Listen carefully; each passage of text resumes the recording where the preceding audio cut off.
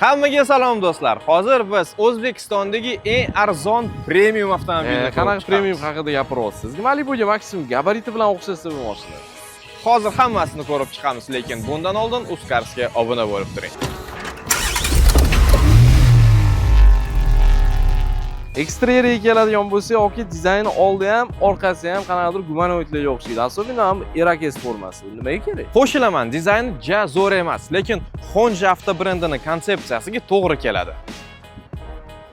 Endi zid joylarda ko'rishingiz mumkin yoki xavfli vaziyatlarda mashinadan tushib, yopib, o'tib ketishingizga to'g'ri keladi. Nima qilsak bo'ladi bu holat bilan? $17,000 ga. Bunaqa maydalashmaylik, ketdi salonni ko'ramiz.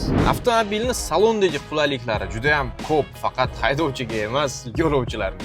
Gapingizga qo'shinaman, to'liq.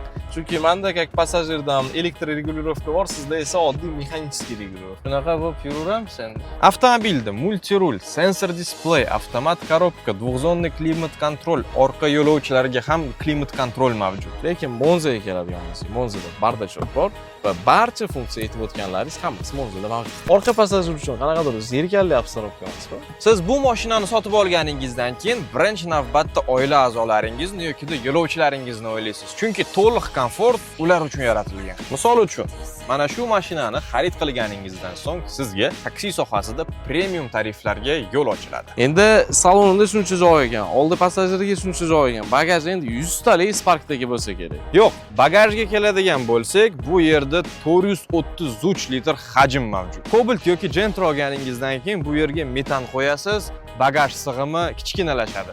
Bu yerga hech narsa qo'ymaysiz, shunday qilib joy juda ham yetarli. Nima yoki bunda ham 1.5 motormi o'zimizdagi? Yo'q, bu yerda 190 ot kuchiga ega elektromotor jihozlangan. Maksimal tezligi 140 km/soatiga, yurish zaxirasi 500 km atrofida, lekin haydovchining gapiga ko'ra 350-400 km yurib beradi. Bu mashina hali yangi va yaxshi yoki yomonligini vaqt ko'rsatadi.